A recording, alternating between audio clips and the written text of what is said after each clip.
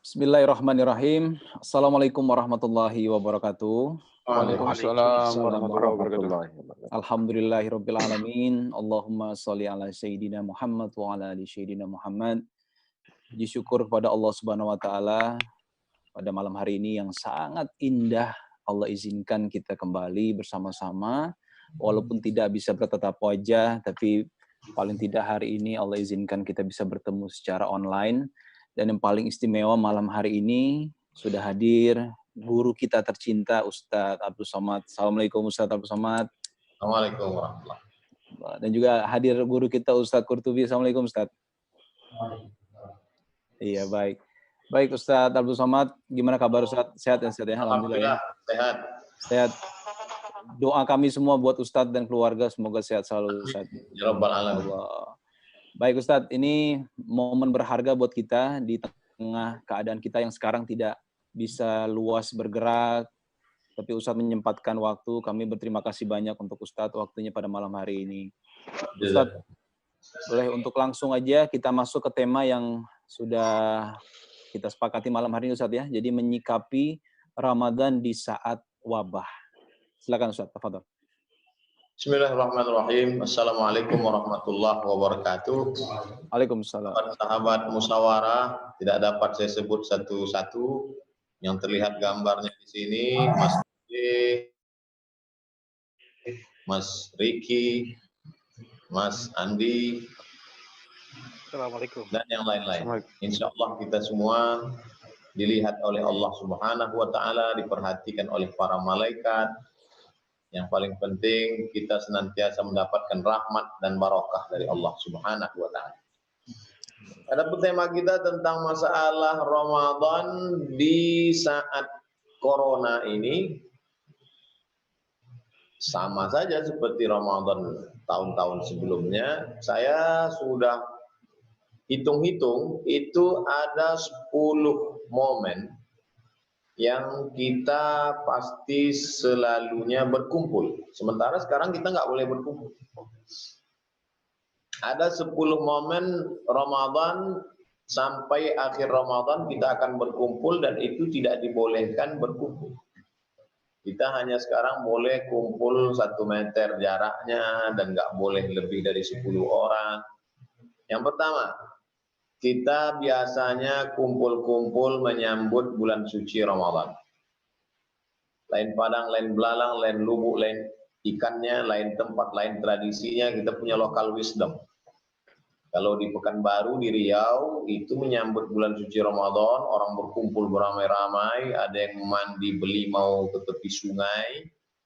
Maka pada tahun ini, kita tidak akan bisa lakukan itu.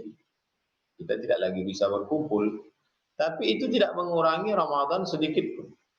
Bahkan justru dengan adanya yang terjadi sekarang ini, malah dia mengurangi perbuatan dosa.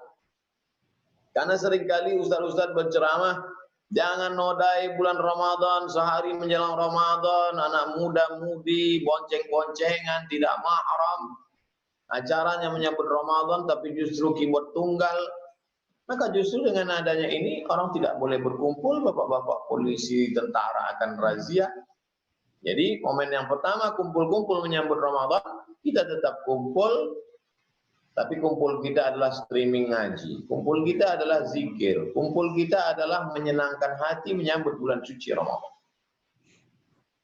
Tidak ada hubung kait antara menyambut Ramadan dengan rukun puasa. Rukun, syarat, wajib, tidak ada. Oleh sebab itu maka jangan pernah merasa, Ramadan tahun ini kurang asik, Ramadan tahun ini tidak disambut seperti biasa. Kita sambut dengan kesiapan mental, dengan kekuatan batin. Apalagi tiap malam ini kita streaming dari mulai taubat, mujahadah, membahas tentang masalah khauf, malam ini tentang roja, besok masalah sedih. Itu semua adalah membangkitkan kesiapan mental. Ini yang pertama. Yang kedua, nanti setelah masuk bulan suci Ramadan, kita akan kumpul lagi sholat tarawih. Lalu kemudian akan merasa berkecil hati di dalam hati, tidak bisa tarawih berkumpul bersama keluarga, tidak bisa ke masjid rame-rame, yang selama ini masjidnya sampai pakai tenda. maka sesungguhnya itu tidak mengurangi semangat kita. Kenapa? Karena dalam riwayat Nabi Muhammad SAW sholat tarawih ke masjid itu 3 malam. Malam pertama Nabi datang ke Masjid Nabawi, sholat diikuti oleh jamaah. Malam kedua jamaah makin ramai. Malam ketiga jamaah melimpah ruah. Malam keempat Nabi tidak datang lagi. Nabi sholat di rumah. Besok pagi datang sahabat bertanya. Sebelum sahabat ngomong, Nabi berkata, aku tahu tadi malam kalian ramai-ramai berkumpul menunggu aku, tapi aku tidak datang. Kenapa engkau tidak datang ya Rasulullah? Khasyitu an tufrada alaikum. Aku khawatir kalau aku datang, nanti sholat tarawih ini menjadi wajib bagi kamu. Padahal sholat tarawih tidak wajib. Oleh sebab itu jangan berkecil hati kita tidak bisa sholat tarawih ke masjid. Kita tidak meninggalkan masjid. Kita sedang melaksanakan sunnah pada saat ada wabah penyakit. Oleh sebab itu yang kedua ini jangan berkecil hati. Kita tetap bisa tarawih di rumah, bersama keluarga, bersama jamaah, bersama komunitas yang terbatas, tetap kita jaga aturan negara, kita tetap jaga sunnah untuk tidak menggabungkan diri bersama orang yang terkontaminasi, dan sahabat-sahabat, dokter, perawat di rumah sakit, selesai tugasnya, silakan sholat tarawih sendirian, atau berdua, bertiga, berjamaah di musola rumah sakit. Nah ini masalah yang kedua. Yang ketiga, bahwa setelah sholat tarawih akan ada tadarus bersama baca Quran. Lalu kemudian Ramadan mungkin berbeda karena tidak boleh berkumpul bersama, lalu merasa berkecil hati, oh tahun ini kita nggak bisa tadarus bersama. Kita bisa tadarus bersama seperti yang kita lakukan malam ini, baca. Bedanya kita tidak satu majelis duduk, tapi kita tetap satu bacaan, tetap gambar kelihatan, tetap suara. Baca satu halaman. A'udzubillahi minasyaitonir rajim. Bismillahirrahmanirrahim. Alif lam mim. Dzalikal kitabu la raiba fihi hudan lil muttaqin. Kalau ada yang keliru, salah tajwidnya, idghamnya, qalqalahnya, ikhfa'nya, maka tetap bisa ditegur oleh sahabat-sahabat kita yang lain. Jangan pernah putus asa, jangan pernah merasa kecewa, jangan pernah kenapa begini, kenapa terlalu banyak yang mencaci maki kegelapan. Mengapa kita tidak mencoba menghidupkan lilin untuk mengusir gelap ini, tetap mengisi dengan aktivitas. Tadarus tidak terganggu, insyaallah. Yang keempat, bahwa setelah tadarus itu kita ada yang namanya malam-malam itu orang membangunkan. Wah, itu biasanya di stasiun televisi beberapa TV membangunkan orang sahur keliling-keliling. Tahun ini tidak akan ada lagi. Karena pasti akan dilarang oleh pihak berwajib. Sedangkan jam 11 malam saja di Pekanbaru jam 11 kepada semua warung-warung kopi pulang. Oleh sebab itu maka apakah ini mengurangi Ramadan kita? Tidak. Karena ini tidak ada hubung kait dengan rukun, syarat, wajib, sunnah. Oleh sebab itu kita tetap bangun sahur seperti biasa. Kita bisa call jamaah kita bisa ajak nanti jam sekian kita akan pertemuan, kita akan masing-masing menelpon grup. Jadi bedanya hanya saja kita tidak ada kontak fisik dekat, tapi hati kita dekat. Berapa banyak orang yang hatinya dekat, walaupun jaraknya jauh. Oleh sebab itu ini adalah salah satu cara untuk melihat bagaimana kedekatan kita yang sesungguhnya. Yang kelima setelah orang bersahur biasanya sholat subuh ke masjid, pulang dari masjid mulailah muncul asmara subuh. Bahkan beberapa MUI provinsi mengeluarkan fatwa haram asmara subuh, bonceng-boncengan. Justru tahun ini tidak akan ada asmara subuh karena orang tidak ke masjid. Tapi kita tidak meninggalkan salat subuh, kita tetap salat subuh berjamaah, kita tetap mencari ridha Allah Subhanahu wa taala. Oleh sebab itu maka poin yang kelima bahwa sebetulnya ada hikmah-hikmah di balik ini semua. Tidak akan ada orang bonceng-boncengan pulang dari masjid pakai mukenanya diletakkan di tengkuk, laki-laki perempuan justru merusak Ramadan. Nah, ini artinya Jangan pernah risau dengan kondisi seperti ini, karena di balik itu semua ada kebaikan-kebaikan. Asa antakrahu syai'an. Boleh jadi kamu benci sesuatu, wa huwa khairul lakum, itu baik bagi kamu. Asa antakrahu syai'an. Boleh jadi kamu tidak suka sesuatu, wa yaj'alallahu fihi khairan katsira. Justru dijadikan Allah di balik itu ada kebaikan-kebaikan yang sangat banyak. Kacamata kita terlalu tipis untuk membaca hikmah-hikmah yang diberikan Allah Subhanahu wa taala. Yang kelima, biasanya kita ada acara iktikaf bersama. Taharru lailatul qadri fil ashril awakhir min Ramadan. Carilah Lailatul Qadar 10 terakhir Ramadan. Selama ini kita mencari jadwal, malam pertama di masjid ini Ustadz apa, malam ke-22 di masjid ini Ustadz apa, malam 23 di masjid ini Ustadz apa. Malam ini Ramadan tidak lagi ada itu.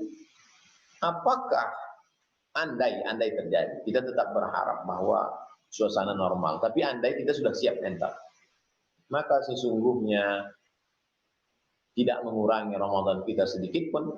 Kenapa? Karena kita bisa laksanakan sholat tahajud di rumah. Sholat tahajud tidak disyaratkan.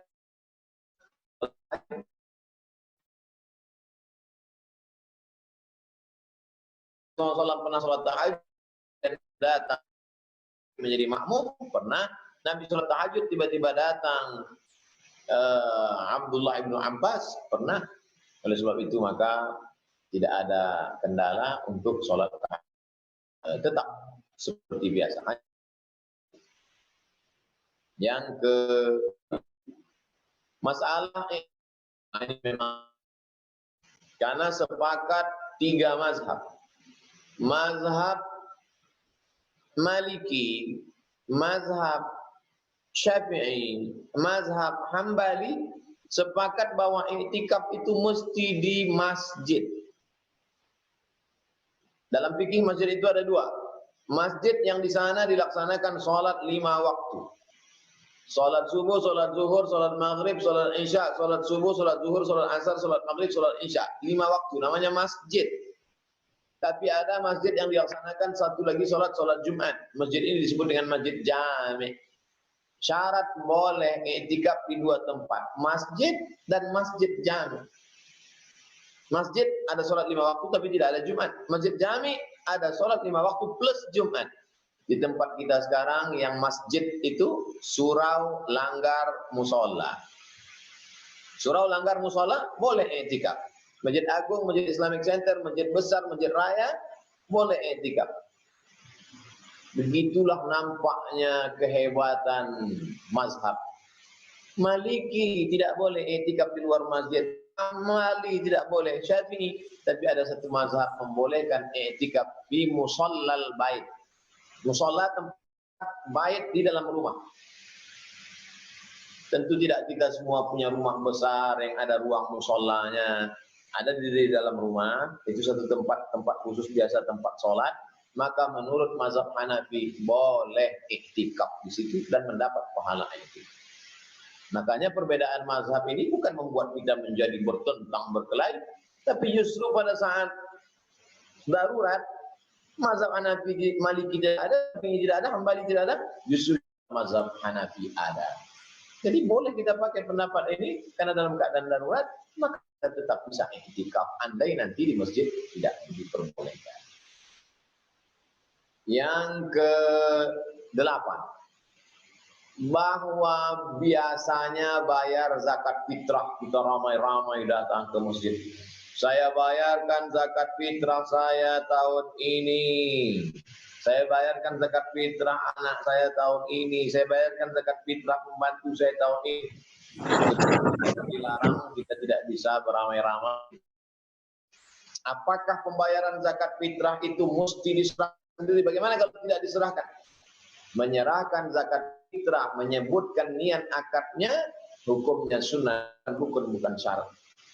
Makanya ada orang membayar zakat melalui Basnas, melalui website. Boleh, bisa. Oleh sebab itu jangan sampai merasa terganggu tentang teknis pembayaran zakat kita. Yang ke-9, tentang masalah takbir. Walitukmilul Ramadan 29 atau 30. Walitukabbirullaha ala ma hadakum. Bertakbirlah kamu sesuai dengan petunjuk hidayah dari Rasulullah SAW. Allahu Akbar, Allahu Akbar, Allahu Akbar. Selama ini takbir itu ramai-ramai di jalan, terpas oleh bupati, keliling jalan. Lalu kemudian kita tetap berharap seperti itu. Andai terjadi tidak seperti itu, apakah berkurang kemuliaan malam Idul Fitri? Tidak.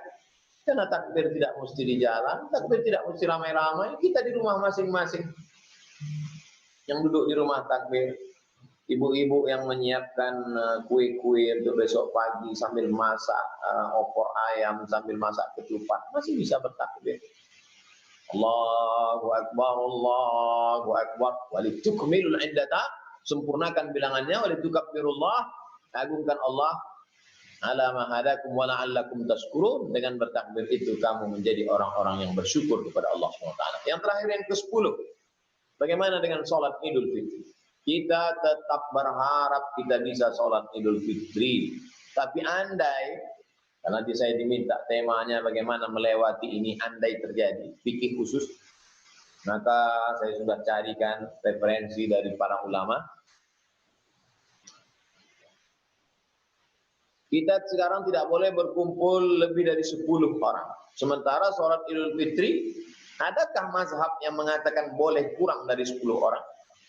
Inna salatal idi, sesungguhnya salat Idul Fitri, Idul Adha, tan'aqidu bi arba'atin, sah dilaksanakan 4 orang.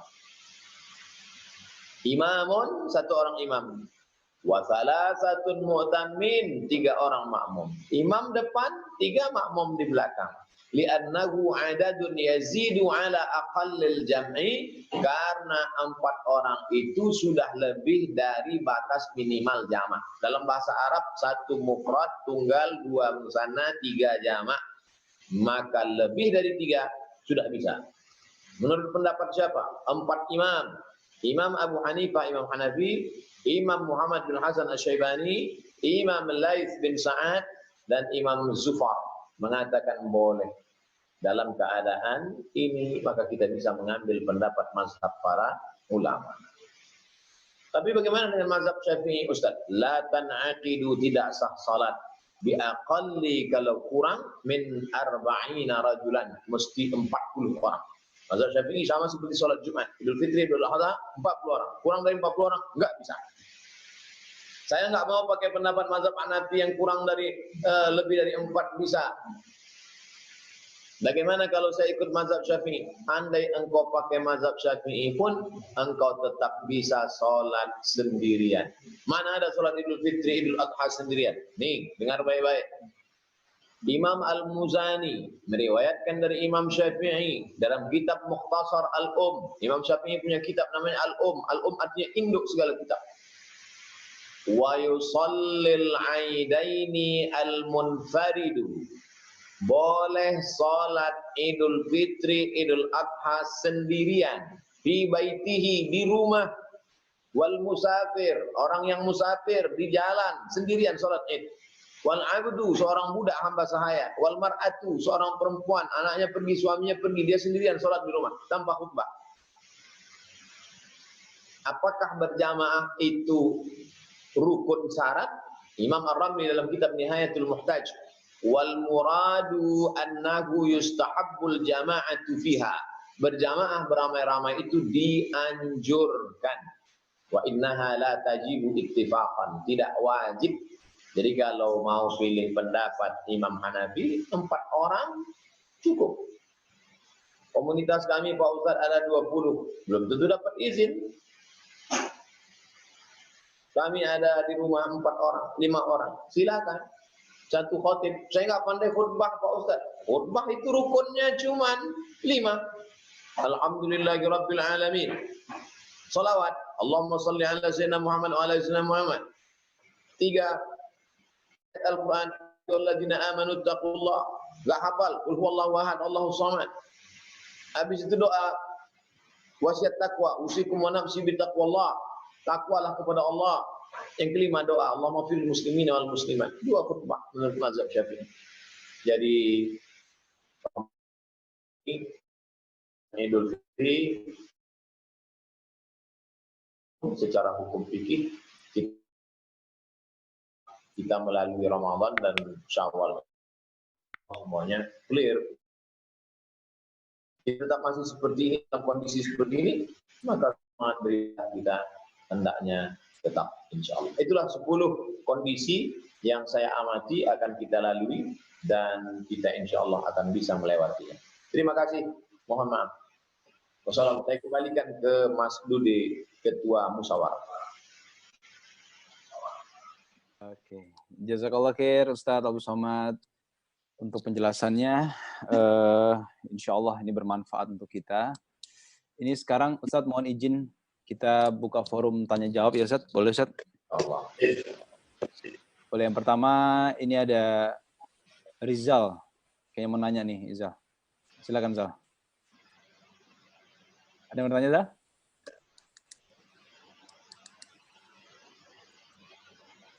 Mute-nya dibuka dulu. Yes. Silakan Zal. Bismillahirrahmanirrahim. Assalamualaikum warahmatullahi wabarakatuh. Gurunda Ustadz Abdul Somad.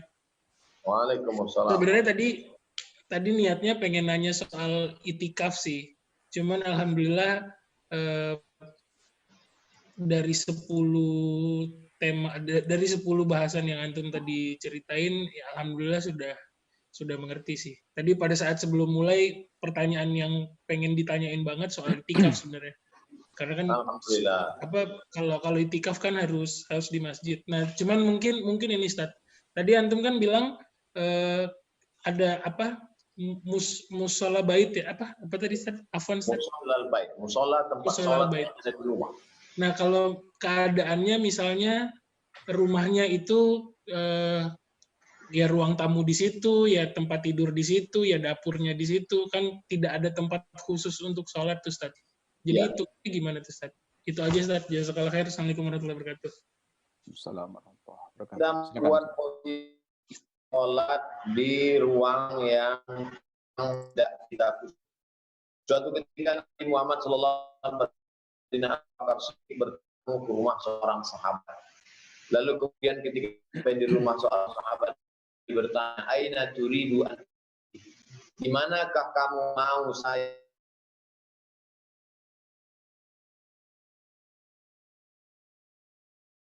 rumah? Di sudut itu dinding. Lalu Nabi sholat di situ. Bekas tempat sujud Nabi itulah dijadikan tempat dia sholat dan keluarga. Oleh sebab itu kita cari di ruang tamu di rumah kita di pojok yang langsung ke dinding arah kiblat, gelar sajadah di situ, dilaksanakanlah di sana i'tikaf, karena itu dianggap sebagai musolla al-bait, tempat sholat di dalam rumah, seperti yang Muhammad sallallahu alaihi. Baik, Ustadz, ada yang kedua ini Dedi ya. Dedi mau nanya, Bro Dedi?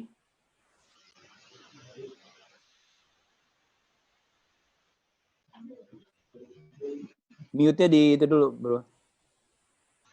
Unmute dulu mikrofonnya. Oke. Assalamualaikum warahmatullahi wabarakatuh. Waalaikumsalam.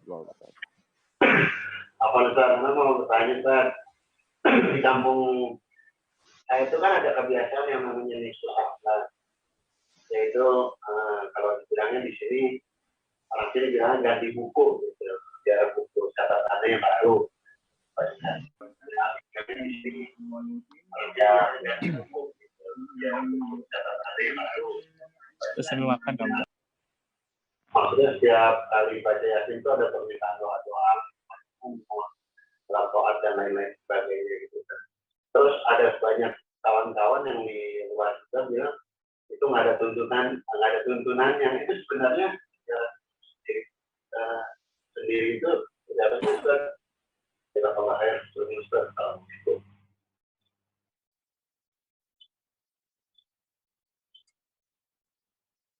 Signalnya. Agak keputus ya? Ya, audionya agak putus sih. Iya.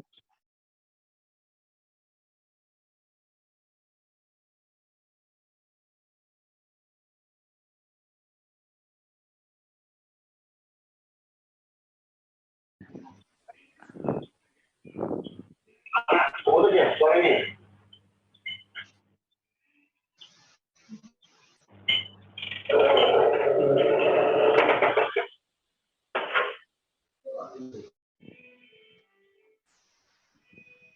Yang lain dulu mungkin. Oke, Ustadz, tadi pertanyaan dari Dedi kayaknya kurang jelas, nanti kita ulang lagi. Ya. Silakan. Udah jelas, Dedi? Assalamualaikum. Waalaikumsalam warahmatullahi. Silakan. Afwan tadi suaranya nggak bagus ya? Iya, kurang jelas suaranya. Afwan, Diulang lagi, Assalamualaikum Ustadz. Afwan, saya ulang Ustadz. Jadi di kebiasaan di tempat kita itu ada Nisfu Sa'ban yang guru-guru kita ngajarin untuk membaca Yasin 3 kali. Karena Nisfu itu sebagai pengganti buku gitu kalau bahasa orang sini bilangnya gitu. Dan Nisfu Sa'ban itu adalah seperti qobliyah sebelum zuhur untuk menghadapi zuhur sendiri yang Ramadannya itu zuhur gitu. Misalnya kayak gitu Ustaz. Terus ada sebagian dari yang teman-teman bilang itu nggak ada tuntunannya katanya. Apakah itu masih boleh dilaksanakan atau bagaimana Ustadz, dan sejarah Nisfu itu sendiri kalau boleh ada ilmunya mohon di-share Ustadz. Jazakallah khair. Gimana Ustadz? Assalamualaikum warahmatullahi wabarakatuh. Assalamualaikum warahmatullahi wabarakatuh. Waalaikumsalam warahmatullahi wabarakatuh. 2 minggu yang lalu kita sudah bedah buku ini. Baca dari awal sampai akhir. Syadzarat fi Fadail Lailatin Nisfi min Sya'ban. Ditulis oleh Syekh Hasanin Muhammad Makhluk, Mufti Mesir dulu. Sudah kita bahas dalil-dalilnya. Apakah malam Nisfu Sya'ban itu betul ganti buku segala macam? Udah, tonton. Adapun tentang membaca Yasin pada halaman 28. Taqra'u ba'da salatil maghrib. Baca setelah salat maghrib. Besok 14 Sya'ban, tanggal 8 April, habis salat maghrib besok, baca setelah salat maghrib surat Yasin, surat Yasin. Salasa marratin, 3 kali. Al-ula, baca yang pertama biniyati tulil umri, niatnya panjang umur. Wasaniyati, baca yang kedua biniyati daf'il bala, supaya dijauhkan dari bala, termasuk sekarang musibah corona ini. Wasalisa, yang ketiga biniyatil istighna 'anil nas, niat supaya mapan, tidak bersandar kepada manusia, supaya independen, jangan sampai hidup kita didikte orang. Setelah itu berdoa. Insya Allah kalau bacanya pelan, tidak terlalu cepat, tidak terlalu pelan, habis maghrib ke isya 45 menit, tembus 3 kali dan baca doa. Habis isya kita tetap besok streaming, insya Allah. Allah. Baik. Ustadz, ini Jazakallah khair Ustaz. Baik. Mario mau tanya, Mario? Itu dari Anissa Teresia Pardede aja udah nulis dari tadi duluan. Oh, itu dulu ya. Oke, baik. Ustadz, ini ada pertanyaan, tapi lewat chat, jadi saya bacakan aja Ustadz ya. Boleh. Afan boleh tanya, kalau misalkan orang tua minta kita buka bersama dalam kondisi pandemik seperti ini, padahal kami tinggal di zona merah yang mungkin bisa menjadi mudarat jika memaksakan datang ke rumah orang tua. Baiknya bagaimana Ustadz? Jazakallah khair. Assalamualaikum warahmatullahi wabarakatuh, bapak-bapak, ibu-ibu, kakek-kakek, nenek-nenek, eyang-eyang. Kami sadar bahwa kalian sayang pada anak, pada menantu, pada cucu-cucu. Tapi ternyata betul, al-hubbu yu'mi wa yusim. Cinta itu kadang membuat tuli dan buta. Tuli sehingga tidak lagi mendengar apa kata dokter-dokter dan perawat-perawat yang sudah terpapar, bahkan mereka sudah meninggal sebagai syahid. Apa kata pesan dokter-dokter itu? Orang tua paling rentan, orang tua paling lemah imunnya. Oleh sebab itu anak kalian sayang pada kalian. Mereka sayang tapi tidak dengan ikut buka bersama. Karena mereka sadar mereka tinggal di zona merah. Bisa saja saat berhenti di jalan tangan mereka menyentuh, lalu sampai ke rumah tubuh mereka kuat karena mereka masih muda. Oleh sebab itu pahamilah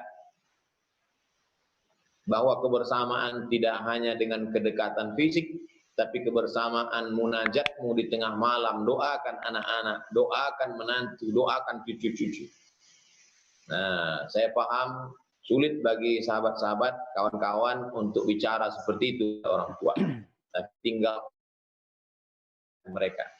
Mudah-mudahan mereka mau menerima. Kalaupun mereka mau, somat saja.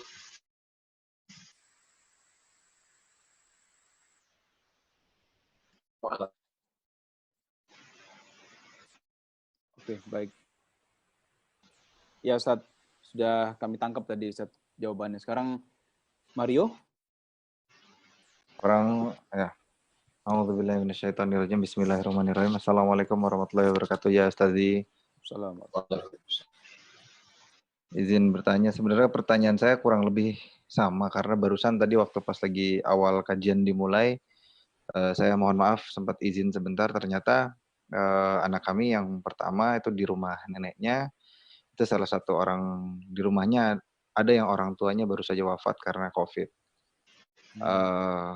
Situasinya sekarang anaknya yang tinggal di rumah situ, pengurusnya gitu ya, itu sekarang menjadi orang yang dalam pantauan gitu kan ya. Gitu. Nah sementara salah satu anak kami sekarang sedang ada di sana gitu, di mana dalam 1 atau 2 pekan ini kami akan insya Allah lagi menunggu kelahiran anak yang berikutnya. Situasinya baiknya bagaimana Ustaz ya? Ada lahiran, ada Ramadan, ada mohon maaf Ustaz, saya juga jadi bingung bertanya karena memang situasinya baru banget datang pas kita tadi baru mulai kajian. Memang kurang lebih sama tadi. Tapi mungkin kalau saja antum berkenan boleh tolong diulang sedikit Ustaz, karena pas bagian terakhir tadi agak hilang suaranya tadi. Itu aja saya rasa Ustaz. Afwan. Jazakallah khair sebelumnya. Assalamualaikum warahmatullahi wabarakatuh. Waalaikumsalam warahmatullahi wabarakatuh. Bapak-bapak, ibu-ibu yang dimuliakan Allah Subhanahu wa taala, ada kasih sayang. Kasih sayang antara seorang ibu dengan seorang anak, dengan menantu, dengan cucu, mau duduk bersama, mau kumpul bersama, mau buka bersama, mau sahur bersama, etika bersama. Tapi juga kita diajarkan tidak hanya kasih sayang di hati, kita juga diajarkan rasionalitas akal pikiran. Dalam Islam diajarkan kalau ada 2 mudarat, yang satu lebih tinggi, lebih berat resikonya, yang satu lebih ringan, maka kita disuruh untuk memilih yang lebih ringan. Akhafud dararain. Berpisah jauh itu mudarat, seolah-olah silaturahim seperti putus. Tapi mendekat maka ada mudarat yang besar. Apa kata Allah? La tulqu bi aidikum ila tahlukah. Jangan kau jerumuskan diri sendiri dalam kebinasaan. Dengan penuh kesadaran anakmu ke rumah orang tuamu yang dua-duanya rentan. Anak kecil rentan, orang tua rentan. Kasih sayang yang hanya memperturutkan cinta buta tanpa rasionalitas akal. Apa pesan Nabi Muhammad SAW? Firra minal majzum. Larilah engkau dari penyakit menular. Firaraka minal asad. Seperti larinya engkau dari seekor singa. Bahkan Nabi SAW mengatakan kalau kamu dengar ada suatu wabah di suatu daerah, la taqdimu ilaihim, jangan datang, haram hukumnya datang. Kalau kamu sedang berada di suatu tempat dan di situ zona merah, banyak terkontaminasi wabah, la takhruju firaram minhum, jangan lari dari tempat itu karena melarikan diri, jangan keluar dari tempat itu karena melarikan diri. Oleh sebab itu maka perhatikanlah baik-baik. Kata Nabi SAW, man ya'ish ba'di, siapa yang hidup sesudah aku ini, ya ikhtilafan katsira, dia akan melihat banyak sekali ikhtilaf kacau balau. Siapa yang selamat ya Rasulullah? Yang selamat orang yang berpegang teguh dengan sunnah. Tapi sunnah itu kita buka bersama, sunnah itu silaturahim, sunnah itu berbakti kepada orang tua. Betul. Tapi sunnah Rasul juga untuk menjaga kita dari kematian. Sunnah juga mengajarkan kita untuk melockdown diri, melockdown keluarga. Sunnah juga untuk memilih mudarat teringan di antara mudarat yang terberat. Sudah saya sampaikan, Tinggal kirimkan videonya ke orang tua. Jangan lupa berdoa, mudah-mudahan orang tuanya paham. Insya Allah. Wallahu a'lam. Baik, Masya Allah. Jazakallah khair, Ustaz. Baik. Kalau boleh ada pertanyaan kedua yang tidak harus dijawab langsung, Ustaz, minta titip nama anak laki-laki, Ustaz.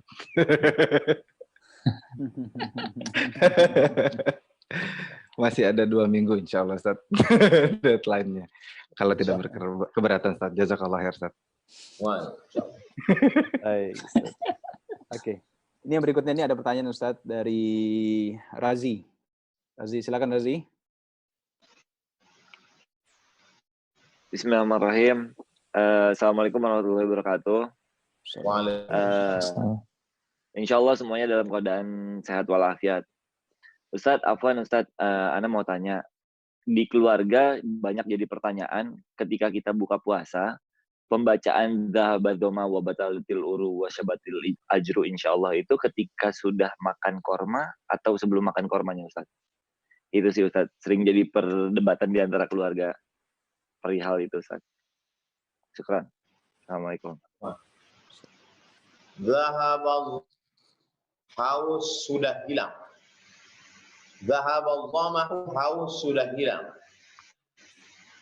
Wa batallatil uruqu urat-urat basah. Wa thabatal ajru balasan pahala sudah diberikan. Jadi korma dalam piring terdengar Allahu Akbar, Allahu Akbar. Ambil satu, Bismillah. Makan. Kita dulu makan, setelah minum 3 teguk air, Dhahabal dhama'u wa batallatil uruq wa thabatal ajru insyaallah. Wallahu a'lam. Oke, terima kasih Ustaz. Jazakallah khair. Assalamualaikum. Assalamualaikum warahmatullahi wabarakatuh. Ini yang berikutnya Ustaz Chan Calvin mau tanya. Silakan Chan Calvin.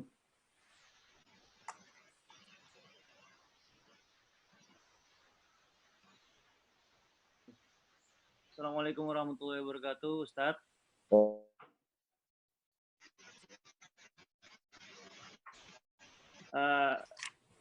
Saya Chan Calvin, saya mau nanya Ustaz. Jadi mungkin tadi Ustaz sempat menjelaskan ada 10 ibadah yang mungkin biasa dilakukan di bulan Ramadan, tapi pada akhirnya bisa mendapatkan keringanan karena adanya uzur ini gitu.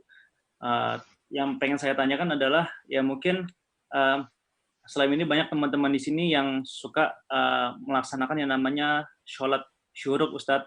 Dan saya pernah dengar hadisnya barang siapa sholat pagi secara subuh berjamaah di masjid, kemudian duduk berzikir sampai kemudian waktu terbit matahari, dan akhirnya dia melakukan sholat 2 rakaat, maka sepertinya pahala seperti menunaikan ibadah haji dan umroh sempurna. Nah, itu dulu saya pernah dengar katanya ini cuma bisa dilakukan di masjid Ustadz. Nah, karena adanya uzur seperti ini, apakah bisa dilakukan di rumah juga kah Ustadz? Jazakallahu khair Ustadz. Assalamualaikum warahmatullahi wabarakatuh. Waalaikumsalam warahmatullahi wabarakatuh.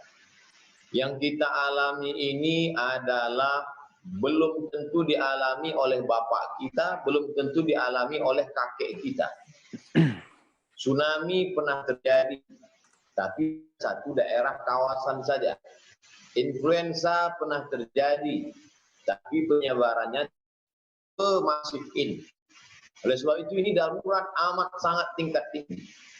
Nah, karena darurat tingkat tinggi, maka kemudahan idza dhaqal amru ittasa. Kalau suatu masalah itu menyempit, hukum melapang. Diberikan Allah keringanan.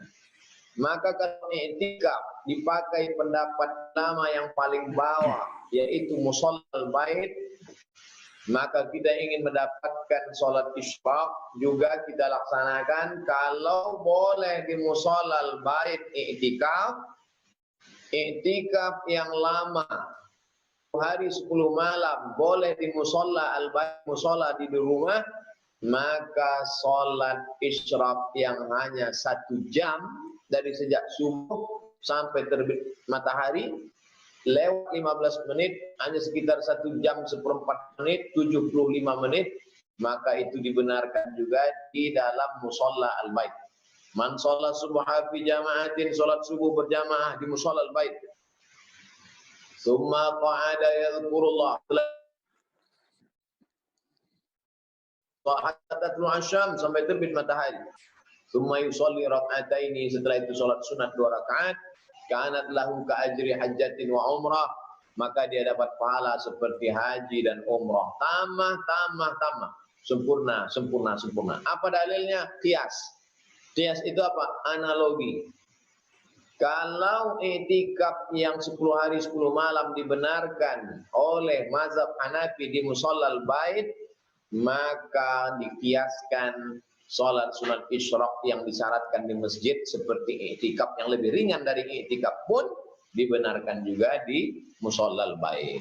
Jadi tidak ada halangan Ramadan kita tahun ini, kita tetap ceria, kita tetap happy, kita tetap bahagia, kita tetap bersemangat. Wallahu a'lam. Ya, terima kasih Ustadz. Assalamualaikum. Waalaikumsalam. Baik Ustadz, ini berikutnya ini Mas Adrian. Mas Adrian, silakan Mas Adrian.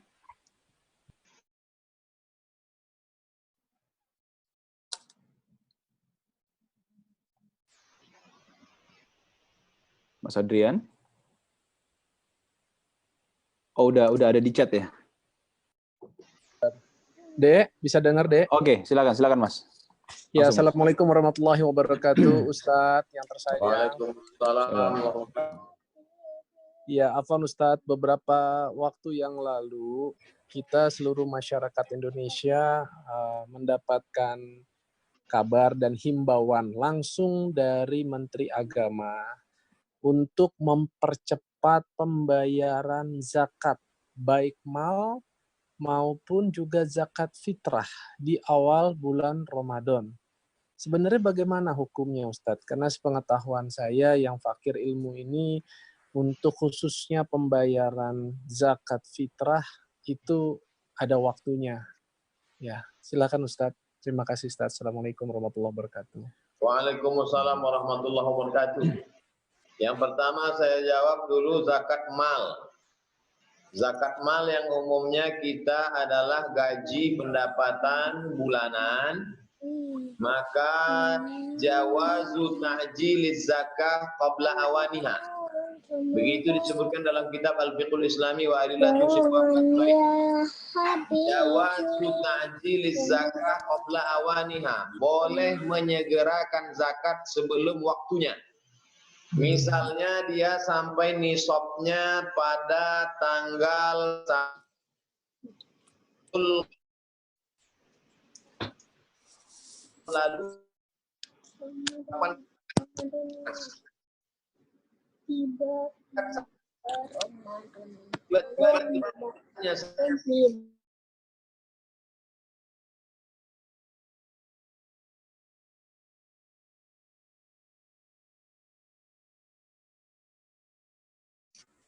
yang kedua zakat fitrah Maradon tiba lirik boleh bentira mare tiba 2 waktu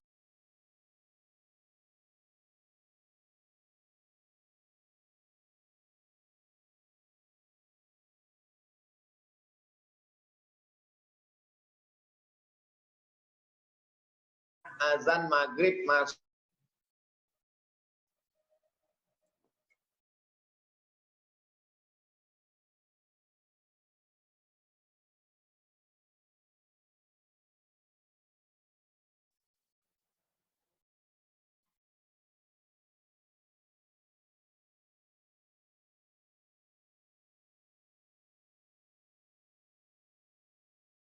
jam.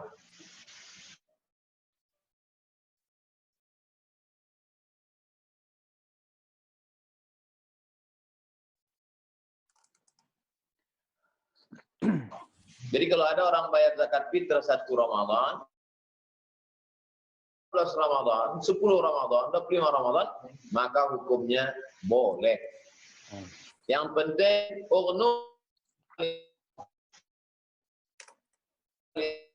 Idul Fitri ini ngemis minta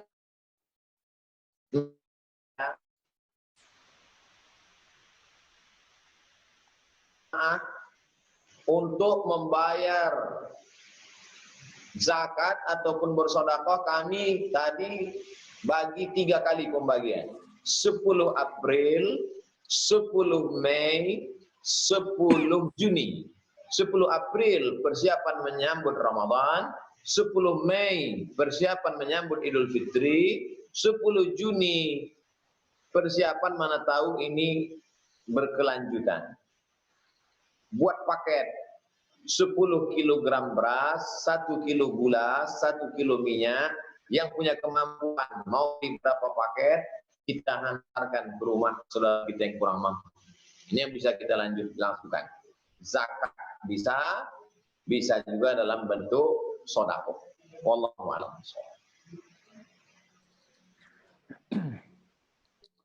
Baik, Ustaz. Berikutnya Mas Ipo ya. Silakan Mas Ipo. Ya, Assalamualaikum Ustadz. Waalaikumsalam. Barakallah. Barusan dapat salam Ustadz dari Imam Samsi Ali dari New York. Waalaikumsalam. Salam kembali. Warahmatullahi wabarakatuh. Ya Ustadz, langsung aja. Ini terus terang di lingkungan saya, di kompleks saya lumayan rawan. Yang meninggal sudah ada, yang PDP udah beberapa. Bahkan yang di rumah ada, yang di rumah sakit juga ada. Dan di kalangan mitra-mitra saya juga, teman-teman saya juga udah ada yang kena.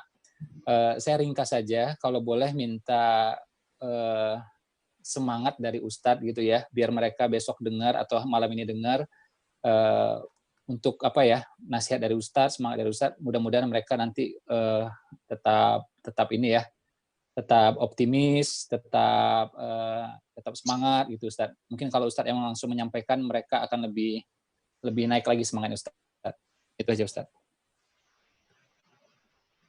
Assalamualaikum warahmatullahi wabarakatuh. Kepada sahabat-sahabat, kawan-kawan Mas Ipo di komplek perumahan, di tempat bekerja, dimanapun berada, jamaah secara umum di seluruh Indonesia. Pertama, ma asaba min musibatin fil ardi, segala musibah yang terjadi di bumi ini, wala fi anfusikum, yang terjadi pada dirimu, yang terjadi di bumi ini, gempa bumi, virus, gunung meletus, tsunami, banjir bandang, wala fi anfusikum, atau yang terjadi pada dirimu, sakit, jantung koroner, diabetes, illa fi kitabin, sudah tertulis di Lauhil Mahfuz min qabli an nabra'aha, sebelum kami menciptakan alam semesta. Allah pertama kali menciptakan qalam, pena. Allah bersumpah demi qalam, nun wal qalami wa ma yasturun, demi pena. Lalu apa kata Allah? Ya qalam uktub, wahai pena, tulis.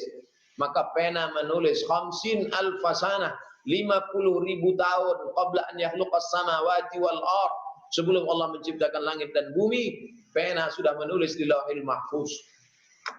Tidak akan mungkin salah tulis. Allah Subhanahu wa taala yang punya kuasa. Yakinkan itu dalam diri. Yang kedua, lan tamuta nafsun, orang tidak akan mati qabla an tastakmil rizqaha wa ajalaha, sebelum rezekinya dan ajalnya penuh. Sebelum rezekinya penuh, sebelum ajalnya full, orang tidak akan mati. Berapa banyak orang